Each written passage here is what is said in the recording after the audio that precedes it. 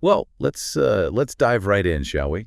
Gnosticism, Hermeticism, two currents that seem to always get tangled up, even demonized.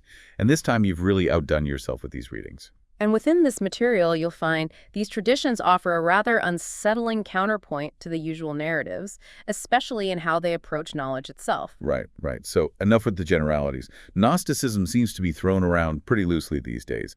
How can we even define it rigorously? The excerpt from Gnosis and Hermeticism, it gives us a good place to start, don't you think? It argues true Gnosticism isn't just some loose collection of beliefs, but a very specific worldview, this radical rejection of the material world, the idea of a divine spark trapped within us. Trapped being the key word here, not exactly the benevolent creation myth we're used to. Precisely. And this definition, stark as it is a vital tool. It lets us separate actual Gnostic thought from texts that just share superficial similarities. And this becomes crucial when we get to someone like Plotinus, a giant of Neoplatonism. He dismissed the Gnostics as true philosophers, and it's not hard to see why. Yeah, on the surface, you'd almost think they'd be on the same page. Plotinus also talked about transcendence, getting away from the material realm. Where's the breaking point? It all comes down to the why of their rejection of this material world. See, for Plotinus, this material realm, it was an imperfect emanation from a higher spiritual reality. His path was one of contemplation, of reason, slowly ascending through levels of being to reach the one, the source of everything. The Gnostics, though, they saw the material world as inherently flawed, even malevolent, the product of a demiurge, this lesser, ignorant creator god. Their escape wasn't through intellect, but through gnosis' sudden revelatory knowledge of their true divine origin. So a fundamental difference in both the nature and the source of true knowledge. It's like they're both trying to map the same territory, but their starting assumptions about its very essence are completely different. An apt analogy. And it's here, when we turn to Hermeticism, that the lines get a bit blurry. The Hermetic texts, specifically the Philosophical Hermetica, texts like the Corpus Hermeticum, the Asclepius, even some Coptic texts from Nag Hammadi, they engage much more directly with Greek philosophical traditions, especially Stoicism, Platonism, but, and this is important, their ultimate concern is still very much religious. A sort of philosophical disguise for a deeper, more mystical agenda. Perhaps. The Corpus Hermeticum, for example, it's got 17 treatises covering everything from the nature of the divine, the cosmos, the human soul, even the path to enlightenment. But unlike their Greek counterparts, these texts aren't content with just intellectual exploration. They yearn for a lived spiritual experience, a true encounter with the divine. And this, I imagine, is where the question of knowledge comes back into play. Are we to understand that both Gnostics and Hermeticists prioritize divine revelation over reason and logic when searching for truth? Absolutely. Take the Poimandres, the first tractate of the Corpus Hermeticum.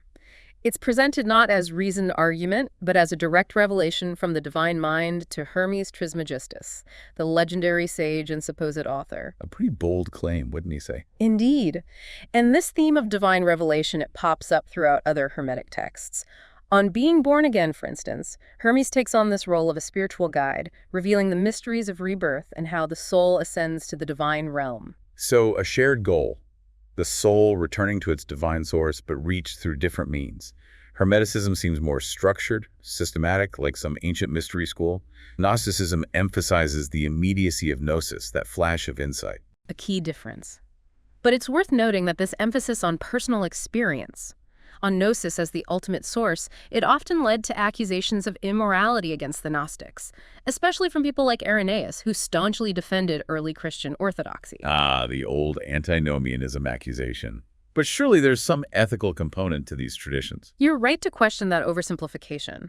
Both Gnostic and Hermetic texts, they have ethical prescriptions, though framed within their unique worldviews.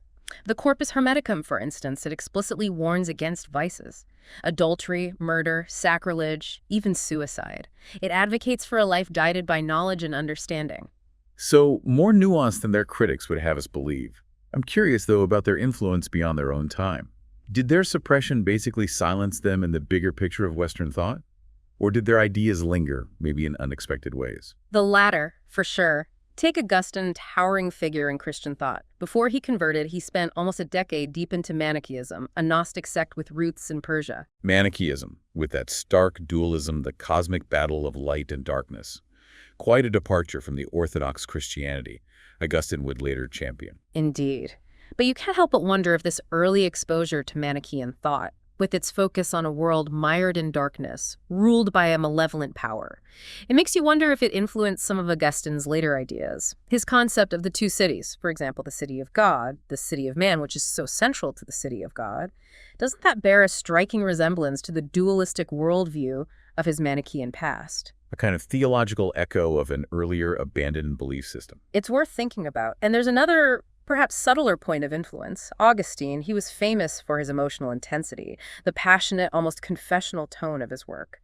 Could this perhaps be traced back to his time singing Manichaean hymns, those ecstatic expressions of spiritual longing and cosmic struggle? So the influence of these seemingly heretical traditions might be deeper, more insidious than we realize, like whispers in the dark, seeping into even the most orthodox systems. Precisely. And that brings us to another really important text for understanding early Christian Gnosticism, the Gospel of Truth. A text shrouded in mystery, authorship debated, yet offering this tantalizing look into the early development of Christian thought. Many scholars connected to the Valentinians, a major Gnostic group active within the early Christian community. Right. And while its origins are murky, what's fascinating about the Gospel of Truth is its focus on immediate salvation. This idea that the Gnostic, through Gnosis, actually experiences a kind of preemptive liberation in this life, not just in some distant afterlife. So, a realized eschatology, heaven and hell not as places but states of being, accessible, at least partially, here and now. Precisely. The Gospel of Truth, it emphasizes two main things: the name, as God's essence, and the soul's rest in the Father. It's about the journey and the destination, the ongoing process of spiritual awakening and union with the divine. But this focus on personal experience, this direct encounter with the divine, it clashes with the more structured, hierarchical side of organized religion, wouldn't you say? If this text was meant for a select few, a Gnostic elite, why use the language, the imagery of early Christianity at all? That's where we get into the difference between exoteric and esoteric writing. The Gospel of Truth, while definitely Gnostic, seems to be written for a broader Christian audience. It uses familiar imagery, language, but loaded with deeper esoteric meanings that only those with the necessary spiritual insight can grasp, like a coded message hidden in plain sight. Hidden in plain sight, a bold move, wouldn't you say? Yes. Spreading potentially subversive ideas under the guise of traditional religious discourse. Indeed. And this back and forth, hidden meanings and outward expressions, it leads us to a surprising link between the Gospel of Truth and Jewish mystical traditions. The holy, holy, holy refrain, so common in Christian liturgy, it also shows up in Jewish Merkabah mysticism, a tradition all about visionary experiences and ascending through celestial realms. Merkabah mysticism, with its intricate cosmology, angelic hierarchies, visions of the divine throne, a far cry from early Christianity. And yet, this shared phrase hints at something deeper, a possible shared lineage of mystical experience that goes beyond religious boundaries. Holy, holy, holy. It becomes this point of convergence, showing a common thread weaving through seemingly unrelated traditions. It reminds us that the history of ideas is rarely straightforward. It's full of these unexpected borrowings, hidden influences. So we're seeing a pattern, this recurring motif of shared mystical experiences and esoteric knowledge that transcends the limits of organized religion, challenging the neat boxes we try to put history in. Exactly. It's in these moments when seemingly separate traditions come together that we glimpse something profound, something that defies easy categorization and speaks to humanity's deep-seated yearning for meaning, for connection, for transcendence. And this yearning, this insatiable desire for something more, it's expressed not just in texts and doctrines, but in ritual practices too. Can we draw any parallels between Gnostic rituals and those of other traditions? Or did their complete rejection of the material world prevent such practices? That's a question that has puzzled scholars for a while. While Gnostic rituals are still largely a mystery, there is an interesting parallel we can look at: the possible connection between the Asclepius hymn in Hermeticism and the Christian Eucharist. A Hermetic Eucharist. That's certainly a thought-provoking idea. What makes you draw that parallel? The Asclepius hymn, much like the Eucharist, it talks about a kind of spiritual ascent through ritual, a movement toward union with the divine. Both rituals, in a way, are trying to bridge that gap between the earthly and the divine, though through different means. So a shared emphasis on the transformative power of ritual, on its ability to elevate the soul, to facilitate a direct experience of the sacred. Exactly. And this leads us to another fascinating part of our exploration. how these ancient traditions were unexpectedly revived during the Renaissance, a period usually associated with humanism, with rational inquiry, with rediscovering classical learning.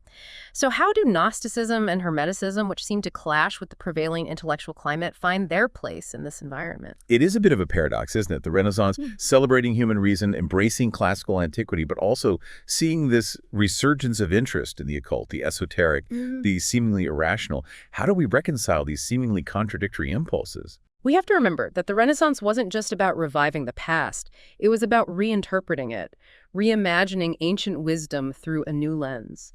Renaissance humanists, while they loved classical learning, they were also critical of the rigid scholasticism that had dominated medieval thought. They were drawn to these marginalized traditions, Hermeticism, Gnosticism, even Jewish Kabbalah, not to replace reason, but as alternative routes to knowledge, complements to the more rational inquiries of the time. They understood that the human intellect, for all its brilliance, isn't the only way to reach truth. There are other ways of knowing, other kinds of experience that defy rational categorization. A kind of intellectual syncretism, then, blending seemingly disparate traditions to try and create a more complete picture of the cosmos and our place in it. Precisely. And this revival wasn't just theoretical either. It took a concrete form in the rediscovery and translation of these ancient texts. Marsilio Ficino, a key figure in the Florentine Renaissance, he played a crucial role. His translation of the Corpus Hermeticum into Latin made these once obscure texts available to a much larger European audience, and that sparked a whole new wave of fascination with Hermetic philosophy and its related practices. Translating these texts, spreading these once hidden ideas, it's like opening Pandora's box, isn't it? Unleashing this torrent of esoteric knowledge that would deeply impact the course of Western thought. A powerful image. And this influx of Hermetic thought, it didn't stay confined to scholars and philosophers. It seeped into the wider culture, influencing artists, poets, even those involved in the burgeoning scientific revolution. Alchemy, which had been relegated to the shadows, experienced a resurgence. This was fueled by the belief that the secrets of nature, much like the secrets of the soul, could be unlocked by combining empirical observation with esoteric insight. Alchemy. That curious mix of early scientific experimentation and mystical symbolism. It's often dismissed as this misguided attempt to turn lead into gold. But surely it's more than that. What were these alchemists really after? You see, the pursuit of transmutation, while often taken literally for many alchemists, it was a metaphor. It represented a deeper, more profound change. The purification of the soul, achieving spiritual wholeness. The alchemical laboratory with its crucibles, its alembics, its mysterious symbols, its secret formulas. It wasn't just about material transformation. It was a crucible for inner alchemy, a stage for the soul's difficult journey towards enlightenment. So the real goal the alchemists were searching for wasn't material wealth, but spiritual illumination. The alchemical process becomes a kind of spiritual allegory representing the soul's difficult climb toward the divine. Precisely. And at the heart of this alchemical process, this spiritual metamorphosis, is the idea of the hieros gamos, the sacred marriage. A concept we touched on before when talking about alchemical imagery. The king and queen, the sun and moon, often shown in this symbolic union. What's the deeper meaning there? The hieros gamos, while it's often interpreted sexually, it actually symbolizes something much deeper. It's about the union of opposites, the reconciliation of duality, not just in the cosmos, but within the alchemists themselves. It represents the masculine and feminine principles coming into harmony, the integration of light and shadow, the transcendence of duality, and ultimately the achievement of inner wholeness. So the alchemical process becomes a mirror for inner transformation, a way to symbolize the soul's journey towards unity and integration.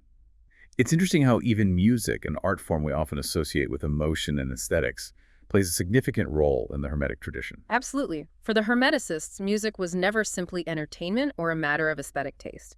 They saw it as a powerful force that could affect the soul, bring harmony to the inner world, and align it with the cosmic order. So music as a form of spiritual practice, a way to reach higher knowledge and self-transformation.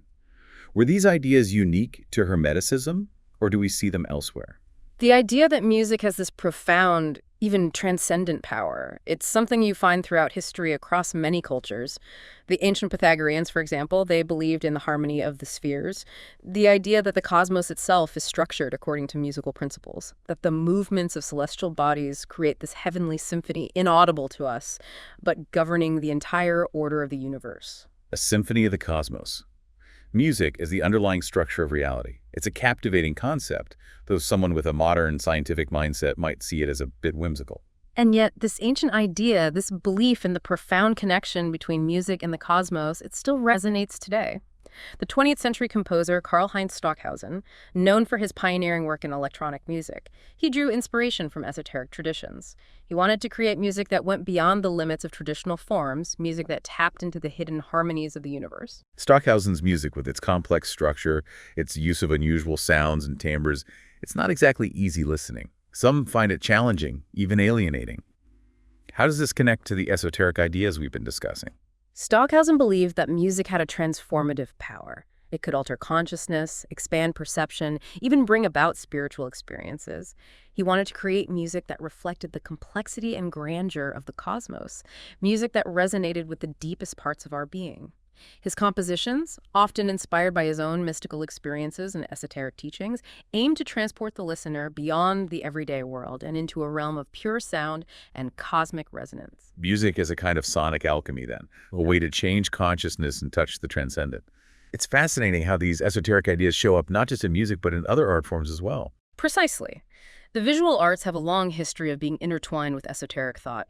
Gothic cathedrals, for instance, with those soaring arches, the intricate stained glass windows, the complex geometric designs, they weren't just expressions of religious devotion, they were embodiments of sacred geometry, visual representations of the cosmic order as it was understood at the time. Gothic cathedrals, those towering monuments to faith and artistry, there's often an aura of mystery about them. The dimly lit interiors, those intricate carvings, they hint at a hidden world of symbolism and meaning. What's the esoteric significance of these structures? Gothic cathedrals were inspired by a fusion of Christian theology and Hermetic philosophy. They were designed to reflect how medieval thinkers understood the structure of the cosmos. The high vaulted ceilings symbolized the heavens, the earthbound structure represented the material realm, and the stained glass windows, with their depictions of biblical scenes, allegorical figures, those served as visual representations of spiritual truths and esoteric teachings. So these cathedrals weren't just places of worship. They were microcosms of the universe, symbolic representations of the divine order. Stepping into a Gothic cathedral then becomes a symbolic act, moving from the mundane to the sacred, from the everyday world into a space of spiritual resonance and cosmic significance. Precisely. And this interplay between architecture, symbolism, and esoteric thought, it doesn't end in the medieval period. It resurfaces during the Renaissance, finding expression in the work of artists like Leonardo da Vinci. His paintings, drawings, architectural designs, they all show this deep fascination with geometry, proportion, the hidden harmonies of nature. Da Vinci, the ultimate Renaissance man, a polymath whose genius spanned art, science, engineering, and anatomy. His notebooks are full of detailed drawings, anatomical studies, inventions, cryptic notes. Where does esotericism fit into this vast and diverse body of work? Da Vinci's fascination with geometry, his belief in the interconnection of all things, his pursuit of knowledge through both observation and intuition. These were all hallmarks of the Hermetic tradition, which, as we said, had a revival during the Renaissance. His famous Vitruvian Man, for example, with the human body inside a circle and a square. It reflects his interest in the proportions and harmonies that he believed governed both the microcosm of the human form and the macrocosm of the universe. So Da Vinci, like those Gothic architects before him, saw the human being as a microcosm of the cosmos, a reflection of divine order. His art becomes a way to explore that hidden connection, to reveal the underlying unity and harmony of creation. Precisely. And this brings us to another important figure who bridges the gap between older esoteric traditions and modern theosophy, Jacob Böhmer. Böhmer, the German mystic and shoemaker. His visionary writings would go on to inspire generations of spiritual seekers. His work, although deeply rooted in Christian mysticism, also draws heavily on alchemy, Kabbalah, Hermetic philosophy. What were some of his key ideas? Böhmer, who was writing in the late 16th and early 17th centuries, developed a complex and very original system of thought. He attempted to reconcile the existence of evil and suffering with the concept of a loving God. Central to his theosophy was the idea of the primordial abyss, the groundlessness from which God himself emerges. For Böhmer, creation wasn't a single event, but an ongoing process. This dynamic interplay of opposing forces, light and darkness, good and evil, expansion and contraction that ultimately resolve into a higher unity. So creation as a dynamic process, an ongoing dance of opposites, a cosmic drama in which even darkness and suffering have a necessary role. Quite different from that static, hierarchical worldview of traditional Christianity, wouldn't you say? Indeed. Ruma's vision was radical for his time, challenging many of the fundamental tenets of Orthodox Christianity. And yet his work really resonated with people who were looking for a more experiential, mystical understanding of the divine.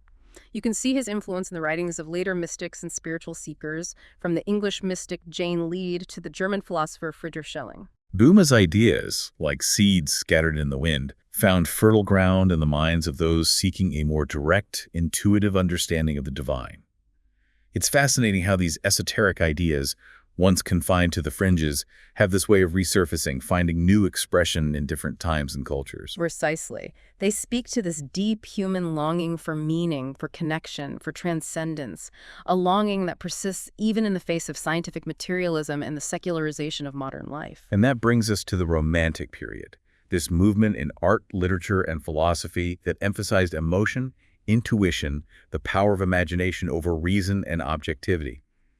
Where does esotericism fit into this shift in sensibility? The Romantic movement, while often seen as a reaction against the Enlightenment's focus on reason, it was also deeply influenced by these very traditions we've been discussing. Renaissance Hermeticism, with its emphasis on the correspondence between the microcosm and the macrocosm, its celebration of the imagination as a tool for accessing higher truths, its belief in the interconnectedness of everything, it found fertile ground in the Romantic imagination. So Romanticism, instead of being a clean break from the past, was in a way a reimagining of those earlier esoteric ideas, a reframing of these ideas through a new lens. Exactly.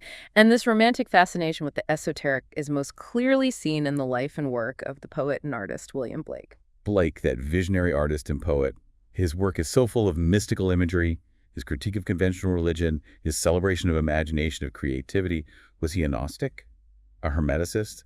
How do we even categorize someone like him? Blake was fiercely independent. He took inspiration from all over the place, both traditional and unconventional. While he never really aligned himself with any one school of thought, his writings are full of esoteric themes and imagery. His concept of the imagination as this divine faculty in every person, his belief in the interconnectedness of everything, and his critique of a materialistic worldview, these all line up with key ideas from both Gnosticism and Hermeticism. So Blake, like those Renaissance artists and thinkers, saw the imagination as a way to reach higher truths, a tool to see through appearances and into the hidden dimensions of reality. His art then becomes a kind of visionary revelation, a glimpse into the world of archetypes and symbols that he believed underlay the material world. Precisely. And this romantic fascination with the esoteric, this idea that the imagination can transcend the limits of the material world, it didn't die out with Blake. It carried on into the 19th century, showing up in the spiritualist movement, the occult revival, and the developing field of psychology. The 19th century, a time of massive scientific and technological advancement. But it also saw a resurgence of interest in the occult, the paranormal, the esoteric. How do we make sense of these seemingly contradictory impulses happening at the same time? It's easy to think of these as opposing forces, science and reason versus mysticism and the occult. But the reality, as it often is much more complex. For many people, the pursuit of scientific knowledge and the exploration of those hidden dimensions of reality, they weren't at odds. They were complementary.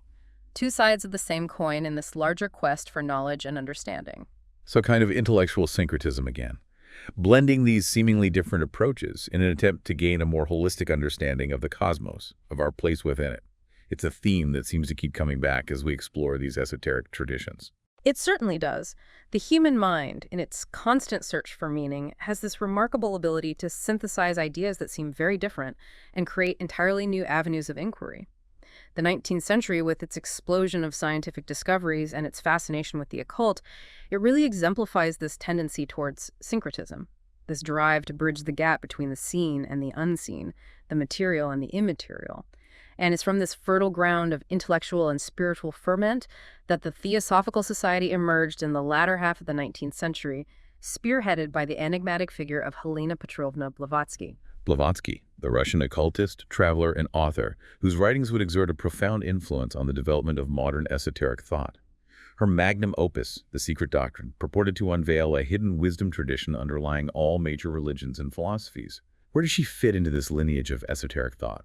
Blavatsky was a product of her time. deeply immersed in the occult revival of the 19th century, yet also drawing upon a vast reservoir of esoteric knowledge, from ancient Eastern traditions to Western Hermeticism and Kabbalah. She posited the existence of Mahatmas, a hidden brotherhood of spiritual masters who guided humanity's evolution and preserved the ancient wisdom of the ages. A hidden brotherhood, guiding humanity's spiritual evolution from behind the scenes, a concept that might strike the modern skeptical mind as rather far-fetched. And yet it resonated deeply with those seeking a spiritual counterpoint to the prevailing materialism and scientism of the late 19th century. Blavatsky's teachings, with their emphasis on the interconnectedness of all things, the evolution of consciousness, and the possibility of accessing hidden knowledge through spiritual practices, offered a compelling alternative to those disillusioned with traditional religion and seeking a more experiential, mystical understanding of reality. So theosophy, much like the Renaissance humanists centuries earlier, sought to synthesize seemingly disparate traditions, to find common threads running through the vast tapestry of human thought and experience. Precisely. And this impulse toward syncretism, this desire to bridge the gap between East and West, science and spirituality, reason and intuition, found expression not only in Blavatsky's work, but also in the teachings of other influential figures of the late 19th and early 20th centuries. Figures like G.I. Gurdjieff, for instance, whose teachings blended elements of Sufism, Eastern Orthodox Christianity, and esoteric practices into a unique system for spiritual awakening. Or Carl Jung, the Swiss psychiatrist, whose exploration of the collective unconscious, archetypes, and synchronicity resonated with many of the core tenets of esoteric thought. Indeed. Jung, while trained as a scientist and a clinician, recognized the limitations of a purely materialistic worldview, particularly when it came to understanding the depths of the human psyche. His concept of the collective unconscious, a realm of shared archetypes and symbols that he believed underlay the personal unconscious, resonates strongly with the Platonic concept of forms, the Kabbalistic notion of the Sephirot, and the archetypal imagery found throughout esoteric traditions. So Jung, much like the Renaissance artists and thinkers centuries earlier, recognized the power of symbols and archetypes to tap into deeper levels of meaning, to connect us with a reality that transcends the limitations of the individual ego and the material world. His work then becomes a bridge between the seemingly disparate realms of psychology and esotericism. Precisely. And this cross-fertilization between esoteric ideas and modern psychology didn't end with Jung. It continues to this day, finding expression in the transpersonal psychology movement, which seeks to integrate spiritual experience and altered states of consciousness into a more holistic understanding of the human psyche. The transpersonal psychology movement, with its emphasis on peak experiences, mystical states, and the transformative potential of altered states of consciousness, it represents a significant departure from the more traditional, pathology-focused model of psychology. What is the driving force behind this movement? Well, the transpersonal psychology movement emerged in the 1960s. It was fueled in part by the countercultural revolution and its exploration of alternative spiritualities, consciousness expanding practices and all that. Pioneering figures like Abraham Maslow, Stanislav Grof, and Charles Tart, they recognized the limits of traditional psychology when it came to truly understanding the full spectrum of human experience, especially those experiences that went beyond the individual ego, that hinted at a connection to something much greater than ourselves. So a recognition that the human psyche, far from being a closed system, is porous, permeable, capable of tapping into dimensions of reality that defy rational explanation and challenge the materialistic assumptions of mainstream science. Exactly. And this brings us to a rather crucial question, a question that has been woven throughout our entire exploration of Gnosticism and Hermeticism in Western thought. In a world that's increasingly dominated by scientific materialism, by technological advancement, by a secular worldview, what relevance do these ancient esoteric traditions even have? Have they been relegated to the dustbin of history, just curiosities for scholars and antiquarians? Or do they still hold something vital for the modern seeker, something that can illuminate our understanding of ourselves and the cosmos in the 21st century? That's a question each of us has to grapple with on our own terms. But I think within these ancient traditions, with their focus on inner transformation, their exploration of the hidden dimensions of reality, their understanding that everything is connected, we might just find a counterbalance to the often fragmenting forces of modernity. Maybe in the wisdom of the ancients, we can rediscover a sense of wonder, a connection to something larger than ourselves, and ultimately a path towards greater meaning and purpose. Yes, I think so too. The esoteric traditions, they're not just irrelevant relics of the past. They offer this rich tapestry of ideas and practices that continue to resonate with those of us searching for a deeper understanding of ourselves and the universe. They remind us there's more to heaven and earth than we can even dream of, that the human mind can grasp truths that go beyond reason alone, and that the journey of self-discovery, well, it never really ends. So as we wrap up our deep dive into these fascinating and, let's be honest, often puzzling traditions, we'll leave you, our listener, with this. Go explore these ideas for yourself. Dive into the text, try out the practices, and see what sparks something within you. Because in the vast and often contradictory world of esoteric thought, there are endless paths to wisdom, endless ways to connect to the hidden dimensions of reality, and endless opportunities to awaken to the fullness of your own being. The journey, as they say, awaits.